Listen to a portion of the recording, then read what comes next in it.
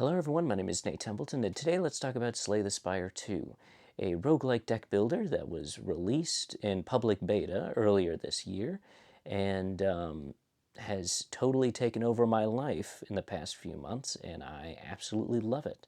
I have a few hundred hours in it already, and my mains are the Regent and the Ironclad. I haven't really played too much of the other characters. I will expand eventually, but I think those two are just my favorite, and I love them so much.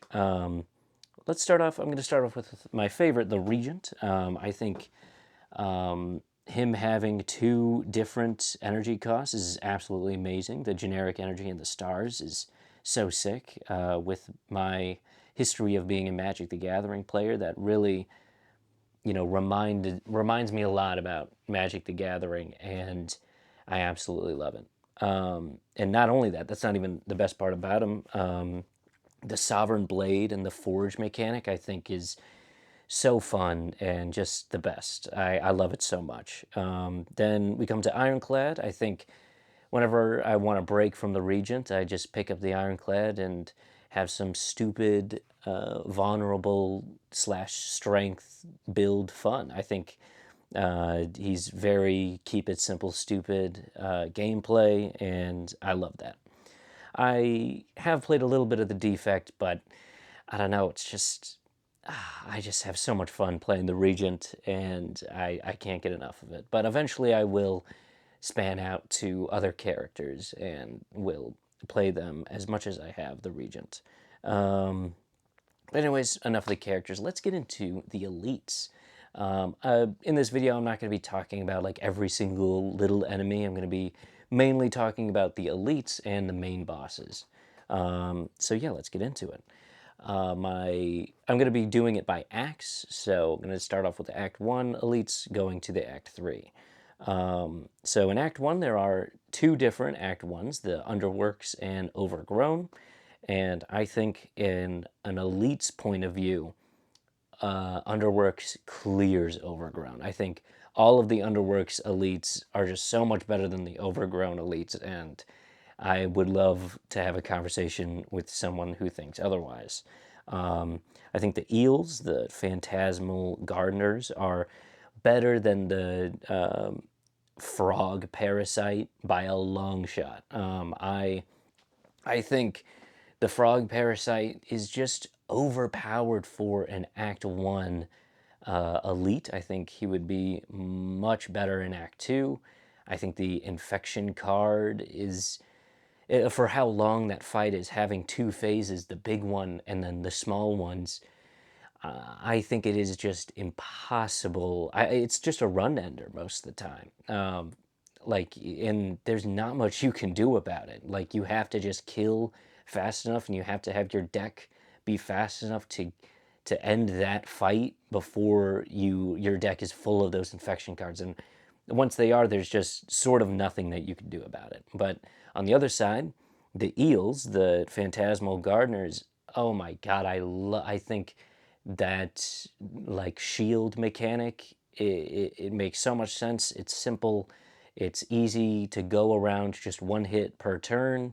I think it's just better than the Parasites by a long shot. Then we have the Coral Guy. The specific name is Skulking Colony, and the Bygone Effigy, the statue guy. I think the Coral Guy is so much better. I love that mechanic of just doing 20 damage, only being able to do 20 damage per turn to him.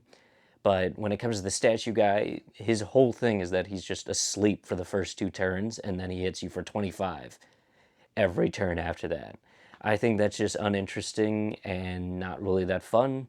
But I think the Coral Guy is super fun, and like just it's just the longevity of fights with the Eels and the Coral Guy are kind of just perfect. Like, they're not too long and they're not too short, like not too hard and not too easy. And then we come to the big eel and the big bird, the terror eel and Bidonus. I think these fights are all right, but I think the big eel is better because it has that stun ability, when the bird kind of just hits hard. Um, and like I said before, I think just hitting hard isn't an interesting fight. I think the stun ability and, you know, having that, like, have a second phase sort of giving you vulnerable, it's a little bit better. I think both of these fights are sort of moderate, but I think the eel is better. But let's get out of Act 1. Let's get into Act 2. Now, before I talk about the real elites, I want to talk about the Red Dragon, the hunter killer. I think it is a crime that this guy is not an elite. I think it's called tender ability that he puts on you is an amazing elite fight. I do not know why this guy is just a normal enemy. Do I think any of the other elites should be replaced? No, I think the other elites in Act 2 are fine, but I think just add him to the roster. Um, I think if you give him, like, I don't know, 50 or like maybe even 100 more health, this fight is easily just an elite and a great elite fight at that. I think the fact that this guy is just a normal enemy is crazy. But anyways, let's get to the real elites. We have the fungus guy, the Entomancer.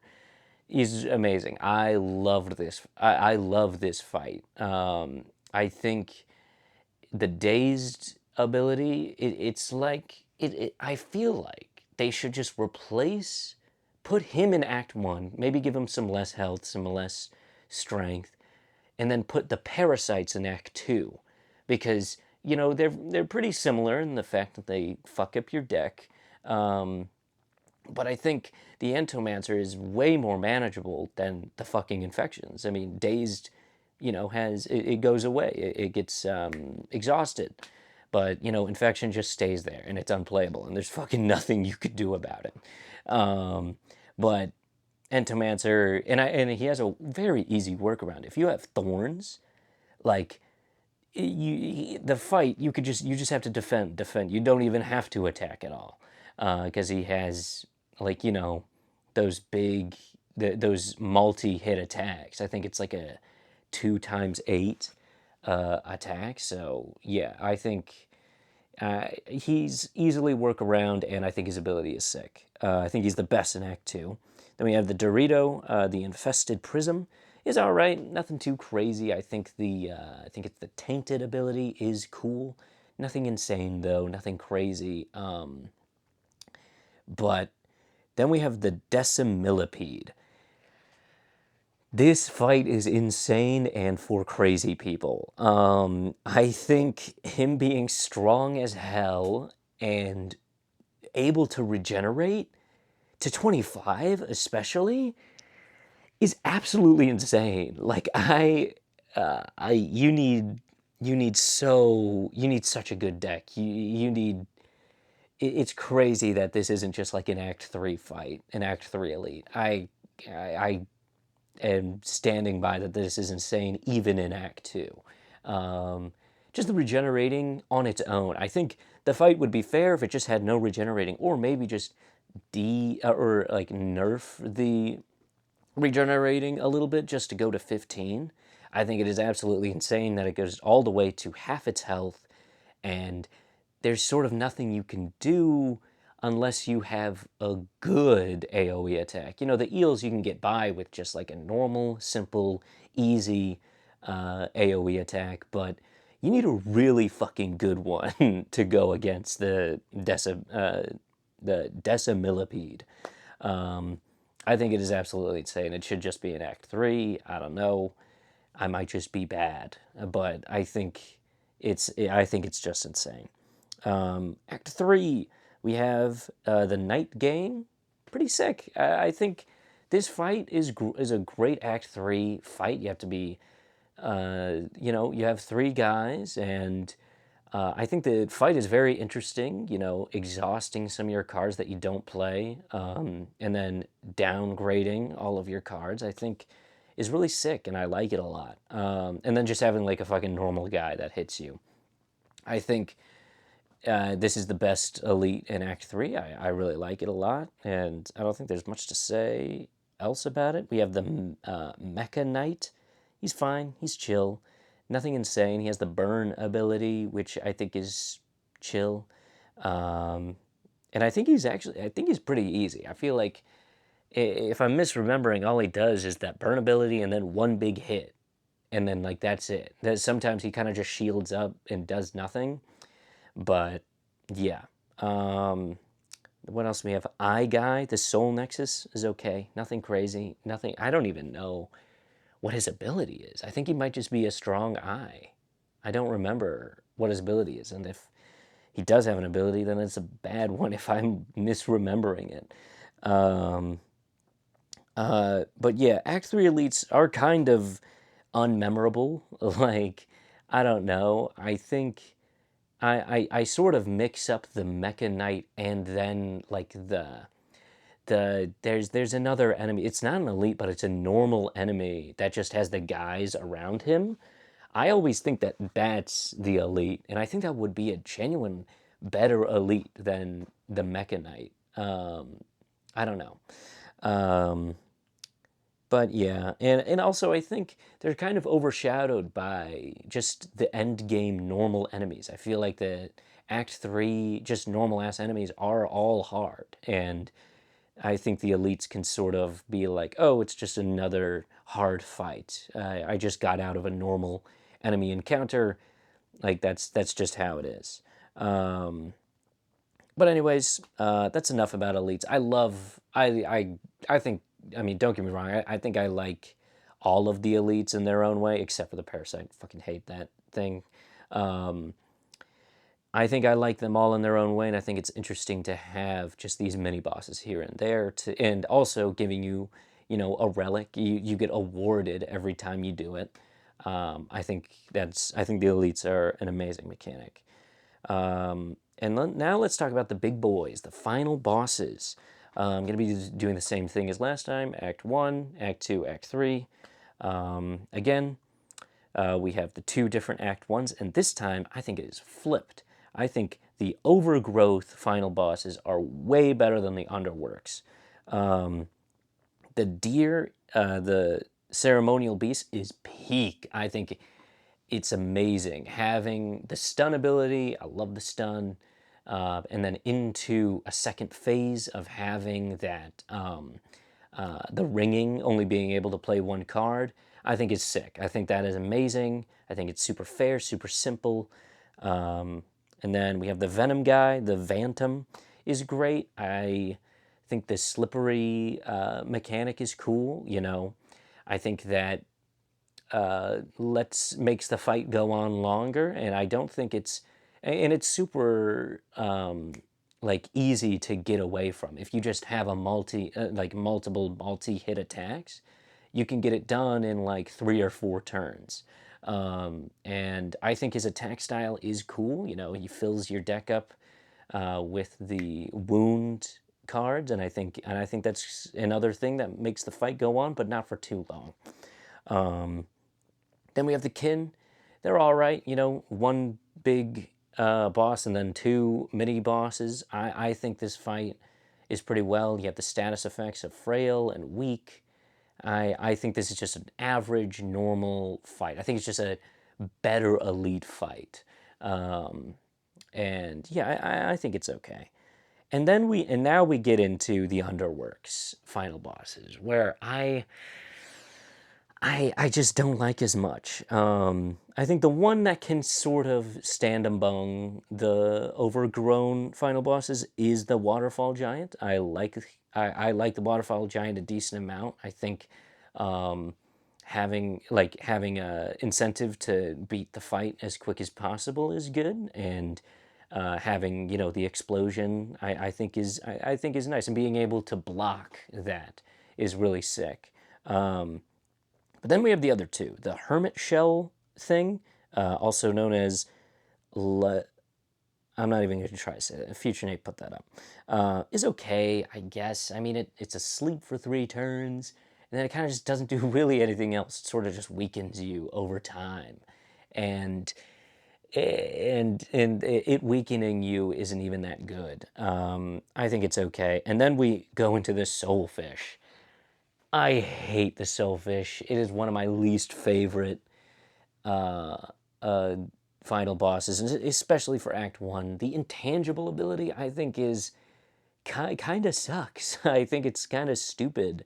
You just, it's just RNG if you get the right block cards to go against it, and if you don't, you're just fucked. There's nothing you can do. Um, and I don't think there's anything. And then also, it gives the cards too that to lose 6 health. I think those both being in the same Act 1 final boss are insane. I don't like it. I think if it was just the card abilities and maybe something else to weaken you, but not intangible. Whenever I see Soulfish being the final boss in Act 1, sometimes I just restart the run. I'm like, I just don't want to fucking deal with that. It's unfun. And yeah. Um, Anyways, let's get into Act 2. These these are good final bosses. I'm going to start off with the Dune Worm. The Insatiable is peak. I fucking love the Insatiable. That overlooming card ability that, you could just die is sick. I love that so much, and it increases mana. I think that is a perfect ability to be like, okay, you have to beat him. You have to beat him. It's like incentive to beat him quickly, and I think that's a really good pace for a fight. Um, and that's basically it. That's all he has is that card ability, and then he just like hits hard and shit. I think that is a super just simple, nice, well paced ability for a final boss. I think he might be my favorite final boss in the whole game. Then we have the Caser Crab, the two crab hands. It's all right. It's fine. You know, I think it is an interesting fight, one of a kind. Having the two go against you and having them be so different is interesting and fun. Do I think it is weird at times? Yes, because sometimes one of them kind of just gets blah. Like, yeah, I don't know. It's sort of weird. The right one makes sense. It hits hard, but the left one, I don't really fully understand its block and shield ability just yet. I feel like maybe they change it a lot, or maybe it's randomized. I have no idea. It kind of makes not that much sense to me. And then we have the Knowledge Demon. I think the Knowledge Demon is chill. I think its abilities are a bit weird. I feel like it has a little bit of an overload of abilities. It has, every, I don't know, 4 turns, it gives you like that ability of like doing more damage or either drawing less cards or playing less cards. You always take the damage. Casey Reese tip number 157. Always take the damage from the Knowledge Demon. Come on now. It's 2026. But yeah, and then he sort of like heals 30 health here and there, which kind of makes no sense. Like that's sort of nothing. If you're gonna regenerate, just do it genuinely. I feel like it should be more of like an 80 or an 100. I think that would make that fight a little bit more interesting if you like draw back on some of the disintegrate abilities a little bit more. But anyways, I think this fight is chill.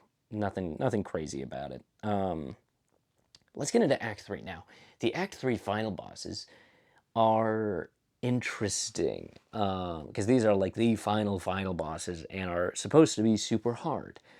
But I think they're really weird sometimes. I think my favorite is hands down the Queen. I think the Queen is super simple.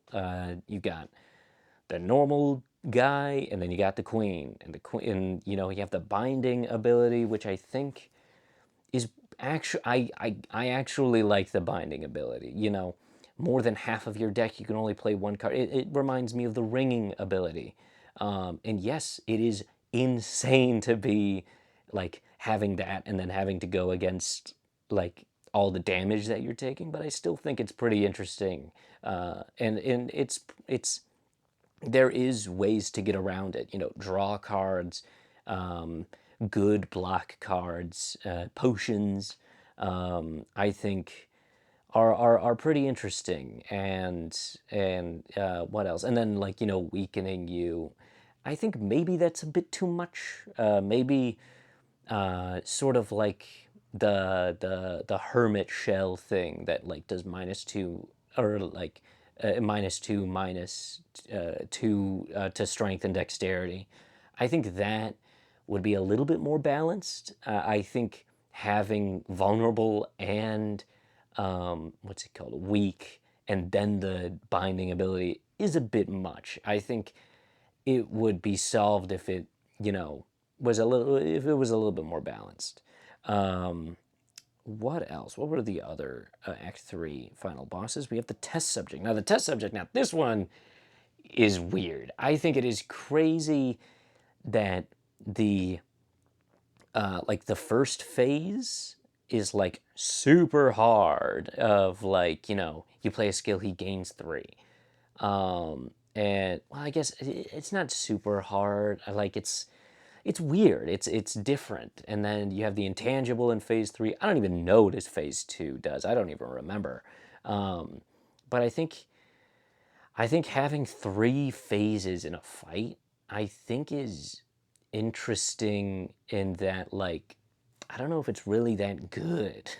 Like sometimes it's super easy, but then sometimes it's like super fucking hard and I don't know. It's just a weird fight to me. Like sometimes I can just like roll past it if I draw well, but if I draw terribly, there's fucking nothing you can do. And then the Aeon Glass, I'm pretty sure that's how you say that, sucks. I hate this boss. Like I dislike the Aeon Glass a lot. I think it's just not that good of a final boss, if I can be real. It's sort of like the Soul Fish, you know, you gain those Wither cards and shit. I just think it's uninteresting. And like, that's basically it. Like it has, oh, and then it has the things that the machines have that stop your debuffs from happening. I think that ability is just bad, especially when it's up to 6, and there's sort of nothing you could do about it. By the way, sort of, I don't think this is a hot take. I think this is a normal ass take. That mega crit, if you're watching this video, please, with that mechanic, I don't know the name of it, but the ones that machines have that stops debuffs from going on to them, please, if I am giving it 3 weak and 3 vulnerable from, let's say, Comet, from the Regent, and it has 6 of those status effects, all 6 of those status effects should be gone because I gave it 3 weak and 3 vulnerable. I don't know why. I don't know if this is like a bug or if they're going to fix it. I don't hear a lot of people talking about it. That it's just taking away 2 because it's 2, like it's 2 unique different debuffs. It should be the amount that you're giving to them. I don't know. Like if I throw a vulnerable potion at something with 3 of those what's it, status effects, it should go down to 3, not 1, or down to 2. It's I don't know. It should just be changed. I think the ability itself is cool, but the way that it goes away is kind of fucking stupid. But yeah, that's it about the. Oh, wait, no. The Doormaker. Never forget. I actually liked the Doormaker. I think 3 different phases, you know, cycling through, I liked that a lot. And each one was interesting that I remember. I don't know, it's been a while. I don't completely remember it, but I remember being like excited whenever I reached Act 3 and I was like, the Doormaker. Love that. I think it was a little bit randomized. I think it makes, I think it was balanced for a final boss. But yeah, that's about it for the enemies. I'm not going to be talking, like I said, I'm not going to be talking about the little standard enemies here and there, just talking about the elites and the bosses. But let's get into more of the mechanics of the game. I think the deck building is it's complicated. I think there are a decent amount of filler cards that Like sometimes I see them and I immediately uh, just phase like I just like I look right past them, um, and like there are just some bad builds in the game, and do I think that's super bad? Not really. I think that's fine. I just think there are not that many like good, decent builds. I feel like I feel like I just need more, and and of course, like I said, this game's in public beta. I am considering that, and I understand that, but I just think some cards I'm just like, and some powers specifically. Let's not the general like cards, but powers. Sometimes I'm like, that's a fucking shit power. Who would ever want that? And like, I don't know. But it does feel amazing when you get a good deck. You know, once you sift through the sands of all those shitty cards, it's like not all cards can be good. I understand that, but I think there's a bit too much on the bad side to, balance it out.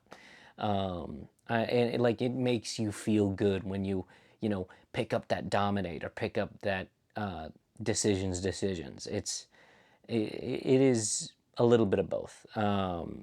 Like I understand it's sort of a necessary evil to have some filler cards and bad cards, but I don't think there should be bad builds. I think every build should be fun in its own way, and I think some of them aren't that. Let's get into design. I think the atmosphere is amazing. The backdrop, the sounds, the the look of the enemies, the design of the enemies. I think my favorite enemy design is the coral guy. I forgot his name, but the elite in the underworks. Oh my god! I remember when he used to just be like a PNG that would just move. But now, like, he's got that smooth look, and then his attack being the fucking, like, spin around. So sick. Every time. I kind of want that fight to go on for longer to see that attack hit me more. I fucking love it. Music is fine. Nothing crazy. It's no Minecraft. It's no Balatro. I think the music is okay. I think it fits the medieval fantasy vibe. Then we got map slash travel. I think this is the best like map slash travel in a roguelike I've ever played.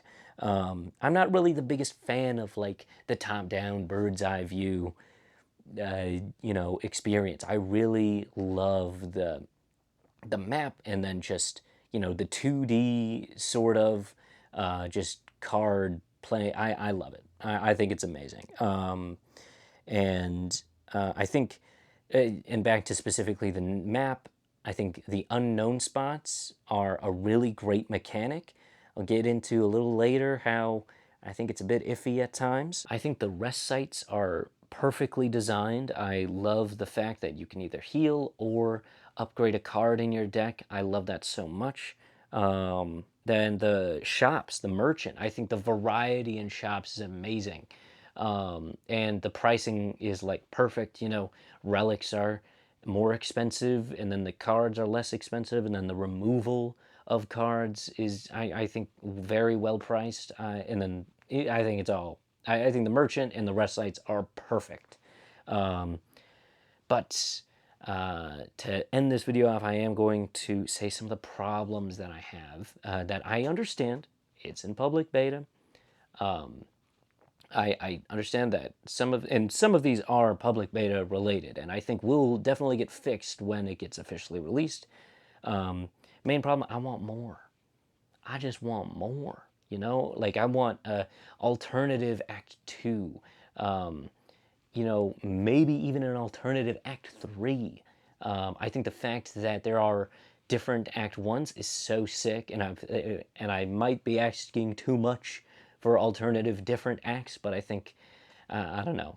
Even if there's repeating enemies, I think it is still interesting. Like having a Act 2, like Underworks adjacent act. I think that would be more interesting, and I think more like cards. Like I said before, I think there's a lot of filler and bad cards and bad builds. I think, you know, more builds and more cards would just be better, like just more choice. I think there is a shit ton of cards. There's a decent amount of choice and options, but I don't know.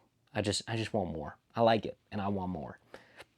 I think, like I said before, the unknown spots are a bit iffy. I feel like sometimes the unknown spots are just bad, and not just because they negatively affect you, but because they are just genuinely not that interesting. I like sometimes I come up on an unknown spot and I'm like, okay, all right, this is happening now, I guess. And I don't know. Some relics in general are just shit, are just bad. Like the confused shit, I hate that so goddamn much. I accidentally took one during one of my A10 runs, and it completely ruined it. And I was playing a multiplayer game, and on the Slay the Spire Discord, shout out. If you play Slay the Spire 2 and you're looking for people to play, hit that server up. It is super easy to make a VC and then people join. Anyways, what was I saying? Oh, yeah. He like someone I was playing with picked up like a crystal that gave him +1 strength, but gave the enemies +2 or +1 strength in every single turn. And I actually never encountered this relic again, but it ruined our run. It like he got one strength per turn, but then our enemy just killed like everybody else. It was terrible. And then oh yeah, the ancient relics. May I say it? Lock me up pretty shit. I think some of them, I think not some, most of the ancient relics, I'm like, this kind of fucking sucks. Can I decide none of them? Um, like, I don't know. Some of them I'm just like, damn, this is shit from a butt. Like ass straight to table. I do not want this. And you're kind of forced to take it. Uh, like I don't know. There's only some where I'm like, yay, yippee.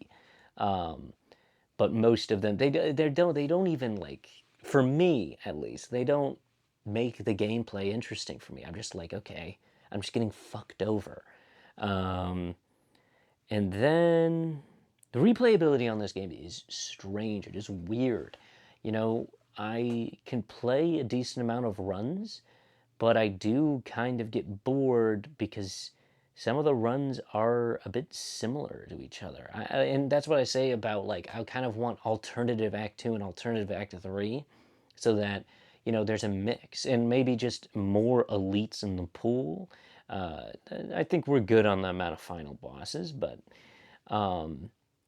just different shit in the pool of choices of enemies. Like sometimes runs are kind of just the same, and I'm kind of just doing the same thing. And it's not because I'm forcing a specific build. It's just like it just happens. And maybe that is on me for playing the same characters over and over again. Maybe I should expand. But I think from an enemy standpoint, I think sometimes I kind of get bored. Oh yeah, this is a little bit of a nitpicky thing, and it's definitely related, and I'm not a stranger to it at all. The can get fucked over by just draw luck, and there's nothing you can do about it. I'm a Magic the Gathering player. I am familiar with the RNG of having a deck and then just there's nothing you can do. You can get mana dry, you can get mana swamped, and there's just nothing that you can do. And that is very much an aspect of this game as well. You can make the perfect deck, but your draw luck can just be shit, and there's nothing, literally nothing you can do about it. I heard there was like a controversy over like luck and shit and like RNG in the game, but I heard they fixed it. I didn't look into it. I don't know. I don't know if it had something to do about the draw luck. I have no idea. Um, but anyways, that's it for Slay the Spire 2. I hope you enjoyed. Let's talk about it. If you have opinions about this game that you agree with or disagree with me, please let me know in the comments down below. I think this game is a 7.5 out of 10. I think it has a lot of potential for its official release, and I like it a lot. And I think it has like the potential to be a 9 if the problems that I just said are fixed. And maybe it can go even past that. I think it's easily one of my top 10 games of all time. But yeah, that's it for the video. I hope you guys enjoyed, and I will see you guys in the next one.